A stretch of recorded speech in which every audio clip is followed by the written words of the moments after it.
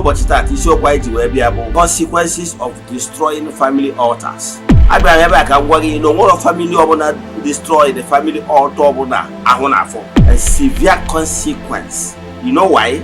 It is in creation that no man is permitted to destroy what we cannot create. Establishing family altars at the age of there must be something that is happening or happened in the family why your forefathers established that family altars. That family altar could be act of gratitude for what they have done in the past, or it could be a covenant, established covenant, like act of covenant for the Israelites. So nobody is permitted to destroy those family altars. You know why?